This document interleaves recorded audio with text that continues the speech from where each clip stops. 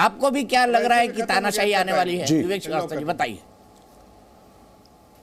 देखिए, हम लोगों के लिए virtually Bharatiya Janata party political mouthpiece रही है, चाहे वो जनसंघ के रूप में रही हो आरएसएस की, और आरएसएस का अपना एक एजेंडा है। आरएसएस का अपना जो विजन है इस देश का, वो आइडिया ऑफ इंडिया से मैच नहीं करता है। वो गांधी के इंडिया को फॉलो नहीं करते, गांधी के राम को भी फॉलो नहीं करते हैं। और यहीं पे वामपंथ इसीलिए राइट और लेफ्ट की एक लड़ाई है। उनके हिसाब से देखिए, अगर हम देखें तो भारतीय जनता पार्टी को 35 से 40% के बीच में वोट ऑसिलेट करके मिलता है। इसका मतलब पूर्ण बहुमत के वोट उनके पास नहीं है। ये जरूर है कि ब्रूट मेजॉरिटी पार्लियामेंट में उनके पास है, लेकिन फिर भी वो कॉन्स्टिट्यूशन को अपने हिसाब से चेंज करना चाहते हैं, एक काल्पनिक हिंदू राष्ट्र बनाना चाहते हैं।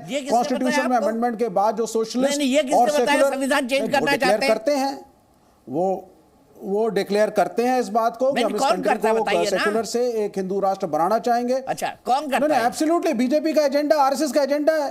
अरे आप ये तो बोलते हैं साहब, ये जितने इनके नहीं, ये आप इसमें मत, ये आरएसएस का एजेंडा है, लिखित एजेंडा है। गोलवलकर को पढ़ लीजिए आप। गोलवलकर मुसोलिनी से भी मिले थे। गोलवलकर किस विचारधारा से इंप्रेस थे और किसको फॉलो करते हैं। और गोलवलकर से जब ये सवाल पूछा गया, आप ये भी सुन लीजिए कि अगर जनसंघ ने हमारी नहीं सुनी गुरुजी तो क्या करेंगे, तो गोलवलकर जी के शब्द थे, हमारे घर की मूली है, खा जाएंगे इसको हम। ये लिखा है। तो ये मुझे मत, ये इनका एक एजेंडा है। ये कॉन्स्टिट्यूशन में से सेक्युलर शब्द और सोशलिस्ट शब्द दोनों के ऊपर आज लड़ाई कर रहे हैं। कह रहे हैं दोनों को गलत तरीके से इनकॉर्पोरेट किया। जब बहुत सारी तस्वीरें हमारी प्रथम प्रतिलिपि का कॉन्स्टिट्यूशन के हैं, जबरदस्ती कहेंगे राम जी का चित्र है इसलिए हिंदू राष्ट्र हुआ।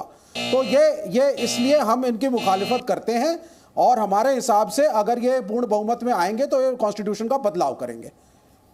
बदलाव करने वाले जफर इस्लाम साहब, ये हमारी लड़ाई है। बदलाव कर देंगे आप? ये सब जो है ना, जब इनकी जनता में पकड़ खत्म हो गई तो जनता को डराना चाहते हैं। अरे भाई, जनता को मैंने कहा ना आपसे, जनता का विश्वास जीतिए। डराने से विश्वास नहीं आता है। जनता का विश्वास उनकी सेवा करने से आता है। वो आप लोग आते हैं पद पे तो मलाई खाने के लिए। अरे बीच में मत बोलिए, बीच में मत बोलिए। आप सेक्युलर शब्द बीच में मत बोलिए, बीच में मत। विवेक जी, नहीं, आप आपकी बात का जवाब दे। जफर भाई 10 सेकंड। अरे जफर भाई 10 सेकंड बोल लें। विवेक भाई अच्छा आदमी है, बोल दीजिए। 10 सेकंड सुन लीजिए। मेरा बड़ा प्रश्न क्लियर है। इलेक्शन अप एंड डाउन अलग इशू होता है। सरकारें बनती हैं, बिगड़ती हैं, पार्टियां आती हैं, जाती हैं, वो अलग मुद्दा है। आपकी सरकार, लोगों ने आपको वोट किया, हमने कुछ नहीं कहा, ठीक है हम लड़ेंगे आपसे कॉन्स्टिट्यूशनली। लेकिन जब आप कहते हैं कि सेकुलर शब्द ही गलत है, इसको गलती से फलाने साल में कॉन्स्टिट्यूशन में इनकॉर्पोरेट किया, सोशलिस्ट होना नहीं चाहिए कंट्री को, आपने खुद अपनी जो स्वदेशी जागरण मंच है वो कहाँ गया, 100% एफडीआई कब आया? तो क्या आपको नहीं लगता कि आप लोग कॉन्स्टिट्यूशनल में इस चेंजेस को लाएंगे? अगर नहीं लाएंगे तो आप बोल दीजिए हिंदू राष्ट्र नहीं बनेगा कभी, जैसा है चलेगा। ये secular socialist Republic of India है। प्लीज ये मोदी से डर का भ्रम है। आरोपों में दम नहीं लग रहा है मुझे। आपके आरोपों में भाई दम नहीं लग रहा। जवाब दीजिए। राम राज्य बन गया। नहीं तो डिक्लेयर कर दे ना, डिक्लेयर कर दे हिंदू राष्ट्र कभी नहीं बनेगा। और जो कॉन्स्टिट्यूशन है ठीक है, बोल देना। ये नहीं मानेंगे। इनको 10 सेकंड दीजिए, ये पूरा टाइम बोलते रहेंगे। अरे थोड़ा डिसिप्लिन तो लाइए, दूसरे लोग सुनते हैं। आप बोलिए सर। आप दूसरे को भी सीनियर है। परेशानी क्यों होता है? पेट में दर्द क्यों होने लगता है जब हम बोलते रहते हैं? राम राज्य का मतलब समझते हैं? राम राज्य आ गया, समझ रहे हैं ना आप? सबका भला, नहीं मैं नहीं समझता। सबके लिए संतोषजनक। मैं नहीं समझता रामराज को। जो आप लोग किया नहीं कभी। आप लोग तो माल पानी खाने में रह गए। नहीं, मैं अम्बेडकर के कॉन्स्टिट्यूशन को समझता हूं। मुझसे उसकी बात करिए। छोटे आप लोग तो लुटेरे लोग हैं। आपको क्या है? आपको देश से कभी मतलब ही नहीं है। फिर आपको देश को लूटने के अलावा काम क्या है बताइए? आप पहनते हैं कुछ, दिखाते हैं कुछ। अरे काल्पनिक बातें क्या कर रहे हो भाई? मैंने सवाल पूछा है, हिंदू राष्ट्र बनाना चाहते हो या नहीं? हाँ या ना? हाँ या ना बोलो। लुटेरे हैं तो इलेक्शन हो गया तो रामराज आ गया। अरे मैं पूछ रहा हूँ, मुझे नहीं पता रामराज क्या होता है। मुझे पता मेरा कॉन्स्टिट्यूशन है, उसको मानते हो या नहीं? उसको बदलोगे या नहीं? हिंदू राष्ट्र तुम लाओगे या नहीं? ये बोलो ना। देश को खाली इधर उधर की बातें क्या कर रहे हो? लुटेरे हो, बांटने का काम करते हैं आप। देश के बांटने वाली काम करते हैं। हिंदू राष्ट्र बनाना चाहते हो या नहीं? हाँ या ना? अरे तुम हिंदू नहीं हो? तुम हिंदू हो कि नहीं? हो कि नहीं? इस राष्ट्र का हिस्सा हो कि नहीं? बड़ी अजीब सी बात है। इसमें राम राज्य हो रहा है, तुमको कोई तकलीफ हो रहा है क्या? नहीं तो तुमको तकलीफ है। नहीं नहीं, कोई हमें राम तकलीफ राज है। तो पता नहीं साहब, हमने हमें तो बताया ना कि Constitution राम पता राज्य है, है, सर। राम राज्य है। क्राइम होती है तो पुलिस स्टेशन जाते हैं, Constitution केस करना होता है तो बदलने के कोर्ट नहीं। जाते हैं, कोई काम नहीं। होता है तो एग्जीक्यूटिव के पास आते हैं, और मीडिया में खबर नहीं, नहीं, उठानी हो तो तो दीपक चौरसिया के दीपक पास जी, आते हैं। बीच हम तो में। 4 स्तंभ को जानते हैं हमारे प्रजातंत्र के, आप उसकी बात करिए ना सर। मैंने आपसे जब्बार भाई, छोटा सा एक सवाल छोटा आप- सा जवाब, आप फिर मुझे नहीं वाजपेयी जानते, जी के साथ चाइना बात के जाना अलावा है। कुछ नहीं। मेरे पास इतना भी वक्त है, छोटा सा। चाइना के अलावा कुछ नहीं जानते हैं।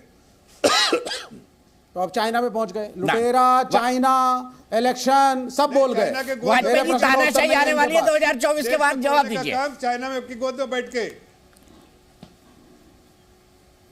दीपक जी 10 साल होने वाले हैं, संविधान से ही सरकार चल रही है, सारे संविधान के एक एक अनुच्छेद के हिसाब से सरकार चल रही है, सुप्रीम कोर्ट चल रहा है, हाई कोर्ट चल रहा है, डिस्ट्रिक्ट, क्या बातें कर रहे हैं कि हिंदू राष्ट्र लाना चाहते हो? ये आपके मन में चल रहा है क्या?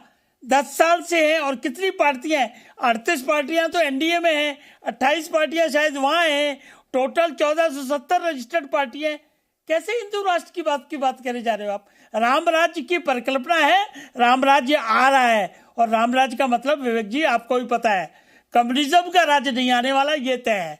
वो विचारधारा आपकी लुप्त होती जा रही है। बंगाल में 33 साल किया आपने राज, और वहां क्या लिख के दे दिया आपने, बताते चला? क्या उपलब्धि वहां पे कर दी? बंगाल पिछड़े ही वहां रहा, वहां वर्करों का कितना टॉर्चर होता था, कितना अत्याचार, सब देखा है हमने। कैसी बातें कर रहे हो? सरकारें संविधान के हिसाब से चलती हैं। जो संविधान 26 जनवरी 1950 को इस देश में लागू हुआ, वो बाकायदा एज इट इज चला आ रहा है, और सबका जुरिस्डिक्शन है, सबका संविधान के हिसाब से काम बटा हुआ है, और यही देश की खूबसूरती है। विश्व का सबसे बड़ी डेमोक्रेसी है, सबसे बड़ा लोकतंत्र है, सब लोग अप्रिशिएट करते हैं। तो इन चीजों को गुमराह करने की कोशिश ना करिए ना जनता को। ठीक है, देखो मंदिर बना वो भी सुप्रीम कोर्ट के हिसाब से बना है। सेकुलर देखिए, सोशलिस्ट चीजों रिपब्लिक को, ऑफ इंडिया, जनता को, इससे एग्री करते हैं? वो लिखा हुआ है, वो Socialist लिखा हुआ है Republic of संविधान India, इससे agree में। करते कौन हैं? एग्री करना?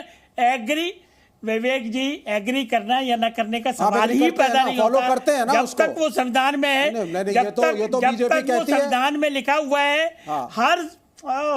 कभी नहीं कहा बीजेपी ने, ये कभी नहीं कहा। बीजेपी ने ये कहा है कि संविधान अच्छी के बात है। पहले तो पन्ने आप पे भगवान श्री रामचंद्र जी की फोटो बनी हुई है। देखिए, जो चीजें संविधान में सिद्ध तो हैं, और जो बहुत सारी चीजें अलग तय और हैं, फोटोएं भी बनी ठीक है, मैं यहीं पर हूँ, आपको उसको मेरे पास कैसे वक्त इतना ही है। Zine